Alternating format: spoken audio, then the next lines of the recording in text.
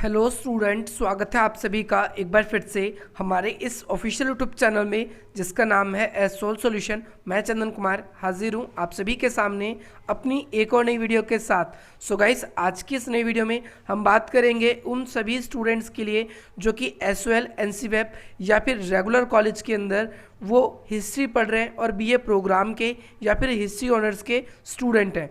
So guys, वे सभी students इसके अलावा जो दिल्ली यूनिवर्सिटी को छोड़कर इग्नू या फिर किसी और यूनिवर्सिटी में भी पढ़ते हैं और उन्हें पूरा पाषाण काल की अवस्था के बारे में पढ़ना है, तो भाई आज की ये नई वीडियो उन सभी के लिए स्टूडेंट है। वैसे ये आप सभी के लिए यूनिट नंबर 2 जो है उसका पार्ट 1 है। अब तक हम लोगों ने आप सभी के लिए यूनिट नंबर 1 की 5 वीडियो बना दी है, जिसमें आप लोगों के लिए हमने स्रोतों के अध्ययन किस प्रकार किए जाते हैं, यानी स्रोतों का सर्वेक्षण जो आपकी फर्स्ट यूनिट थी वो कंप्लीट हो चुकी है। आज से आपकी सेकंड यूनिट स्टार्ट हो गई है। तो चले गए, ज़्यादा देर न करते हुए आज की अपनी इस वीडियो को हम स्टार्ट करते हैं। अगर आप लोगों को आज की इस वीडियो से कोई भी वैल्यू मिले तो आप इसे अधिक से अधिक मित्रों तक शेयर करना, हमारी वीडियो को लाइक करना और अधिक से अधिक मित्रों तक सब्सक्राइब करने के लिए भी ज़रूर कहना। इसके अलावा अगर आप लोगों का कोई भी सजेशन है तो आप हमें इंस्टाग्राम के माध्यम से दे सकते हैं, जिसका लिंक डिस्क्रिप्शन बॉक्स में है। और अगर आप सभी ने अभी तक हमारे टेलीग्राम ग्रुप्स को ज्वाइन नहीं किया है तो उसका लिंक भी डिस्क्रिप्शन बॉक्स में है, तो आप उसको भी ज्वाइन कर सकते हैं। तो नाउ यहाँ पर देखेंगे पूरा पाषाण युग। पूरा पाषाण युग क्या है इसके बारे में हम बात करेंगे। तो भारतीय जो पूरा पाषाण युग है और जो हम बात करें अफ्रीका के पूरा पाषाण युग है, दोनों में अंतर है।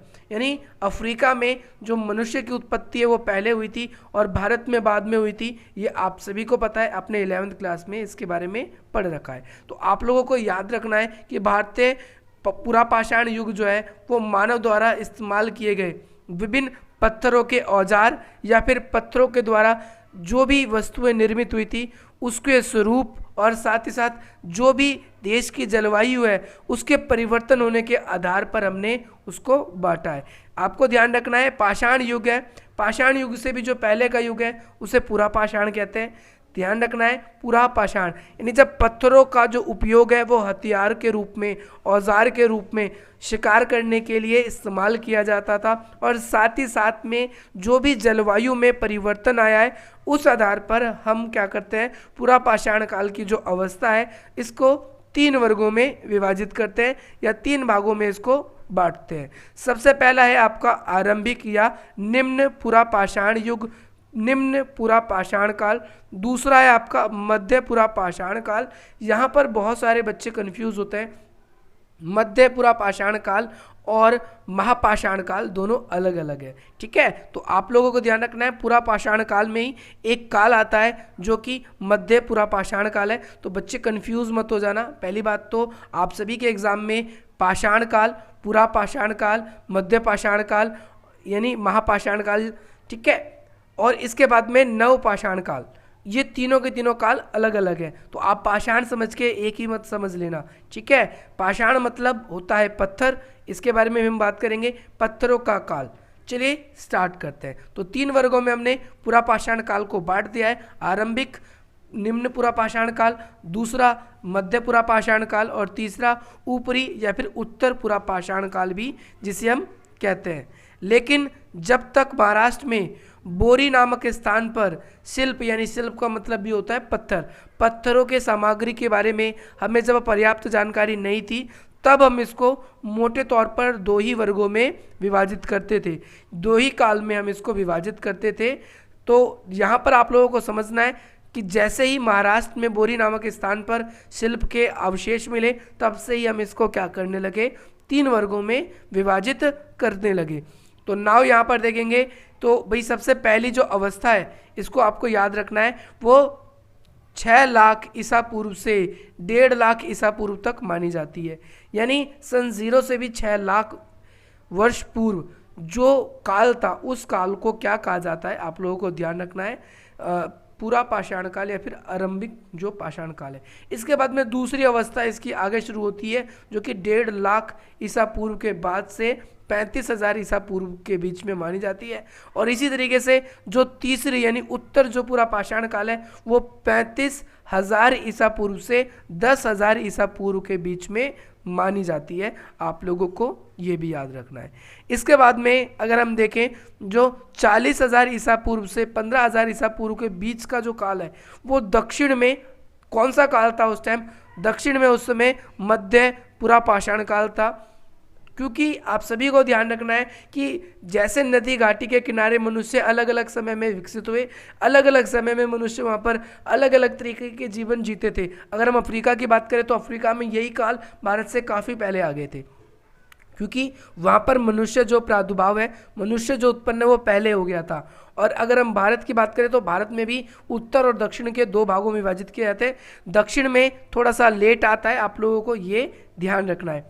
यहाँ पर मध्य पूरा पाषाण काल और ऊपरी पूरा पाषाण काल, साउथ में दोनों ही हमें औजार मिलते हैं, आप लोगों को ध्यान रखना है। और आरंभिक जो पूरा पाषाण काल है यानी फर्स्ट, वो हिमयुग से गुजरता है। यानी हिमयुग जैसे ही आप लोगों का आइस एज खत्म होता है उसके बाद से ही जो आरंभिक पूरा पाषाण युग जो है वो शुरू हो जाता है। और अब आप लोगों को ध्यान रखना है कि अफ्रीका में आरंभिक पूरा पाषाण युग जो है वो लगभग 20 लाख पूर्व शुरू हुआ। भारत में 6 लाख पूर्व और अफ्रीका में 20 लाख पूर्व, 20 लाख वर्ष पूर्व। तो दोनों में अंतर है। देखो यहाँ पर अफ्रीका में पहले ही 20 लाख वर्ष पूर्व हो गया और भारत में क्या है 6 लाख वर्ष पूर्व हुआ है। तो आप लोगों को ये याद रखना है। इसके अलावा कि भाई महाराष्ट्र में कहाँ पर, महाराष्ट्र में जैसा कि मैंने बताया बोरी नामक जब स्थान मिला तो उसके बाद से ही आरंभिक जो पूरा पाषाण स्थल थे वो उससे पहले के जो थे वो प्राचीन मान लिए गए और जो बोरी नामक के स्थान पर मिले वहाँ से ही हम उसको मध्य के रूप में जानते हैं। मध्य पूरा पाषाण युग वही कहलाता है।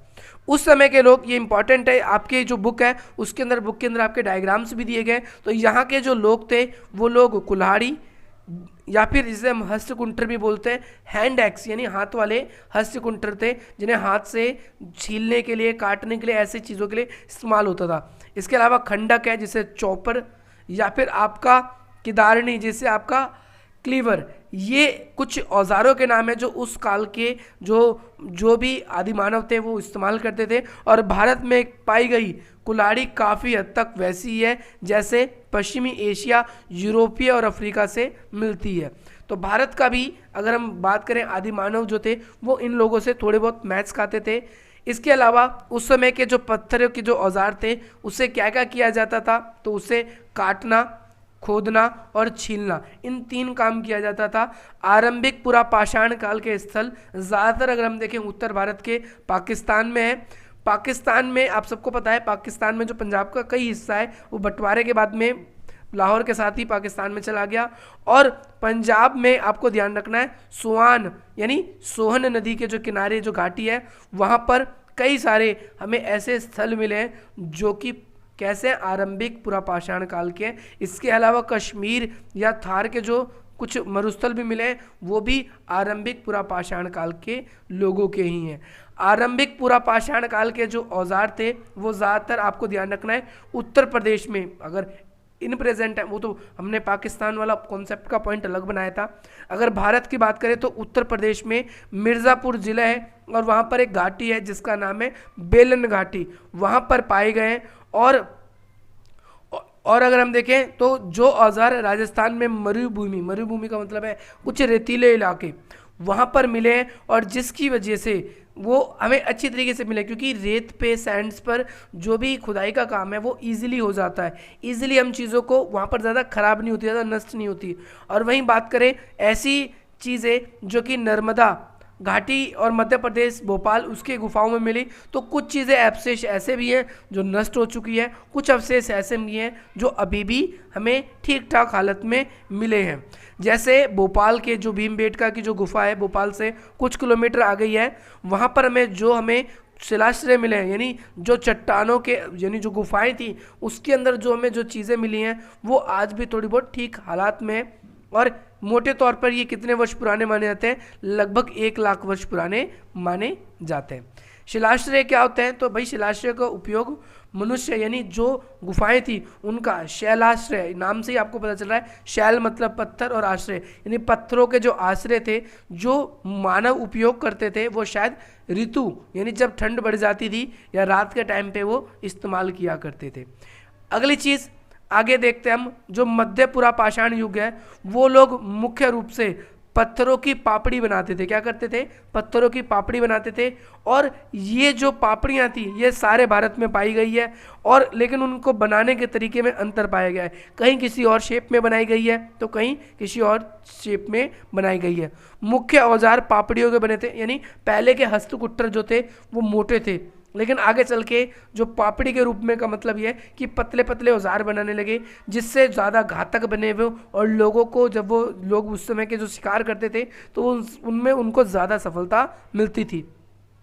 इसके बाद में हम आगे बढ़ते हैं। मध्य जो पूरा पाषाण काल के स्थल हैं वो मोटे तौर पर अगर हम देखें तो ऐसे स्थल हैं जो प्रारंभिक स्थल वाले ही थे, लेकिन उसके अंदर जब मनुष्य ने कुछ अपनी अवस्थाओं के आगे आकर थोड़ा थोड़ा बहुत मनुष्य स्थायी रूप से अपने ज़रूरत की चीज़ें निर्माण करने लगा था। निर्माण करने का मतलब है जैसे अपने औजार निर्माण करने लगा, जो भी शिकार होता था उसको संजो के रखना शुरू कर दिया, तब से ही हम इसको विभाजित करना शुरू कर देते हैं। यानी कुछ काल ऐसे थे जिसमें वो संयोजित नहीं करता था और अब संयोजित करना शुरू कर दिया था। इसके अलावा यहाँ हम एक प्रकार के लिए सरल बाटिकाश्म उद्योग यानी पत्थर के जो बने हुए वस्तुएं थे उनका निर्माण भी देखते हैं हम। और तीसरी जो अवस्था है वो हिमालय पर्वत के समाकलन से है। इसका मतलब यह है कि हम अगर देखें तो कुछ पर्वतों के नियर बाई भी कुछ सभ्यताएं विकसित हुई जैसे, और मनुष्य ने धीरे धीरे नदियों के किनारे बसकर स्थायी रूप से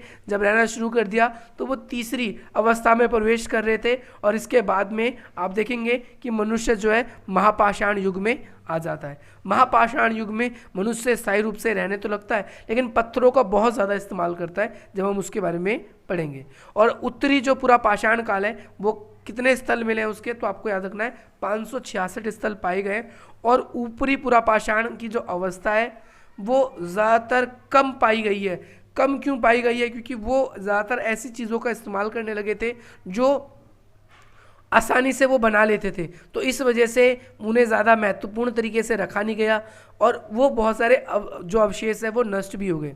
इस अवस्था में हिमयुग उस अवस्था में हुआ जब जलवायु अपेक्षाकृत बहुत ज़्यादा गर्म थी, यानी हिमयुग धीरे धीरे खत्म हुआ और धीरे धीरे महापाषाण युग की तरफ वो आ जाते हैं।